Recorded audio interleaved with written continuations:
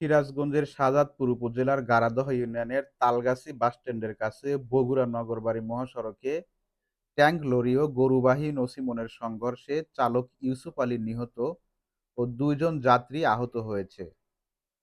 আহতদের নাম পরিচয় জানা যায়নি। রবিবার ১৬ ফেব্রুয়ারি বিকেল ৩টার দিকে এ ঘটনা ঘটে। নিহত নছিমন চালক ইউসুফ আলী সিরাজগঞ্জের উল্লাপাড়া উপজেলার রাজমান গ্রামের রাজা মিয়ার ছেলে। খবর পেয়ে শাহজাদপুর থানা পুলিশ, ফায়ার সার্ভিস ও হাটিকুমরুল হাইওয়ে থানা পুলিশ ঘটনাস্থলে পৌঁছে নিহতের লাশ উদ্ধার করে। পুলিশ ও প্রত্যক্ষদর্শীরা জানায়, এদিন বিকেল ৩টার দিকে তালগাছি হাট থেকে দুটি গরু নিয়ে গরুবাহী একটি নছিমন শাহজাদপুরের দিকে যাচ্ছিল।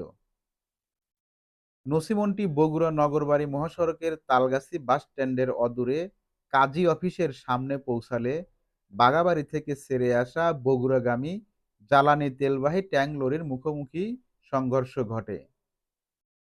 এতে ঘটনাস্থলেই নছিমন চালক ইউসুফ আলী মারা যায় ও নছিমনের ২ যাত্রী আহত হয়।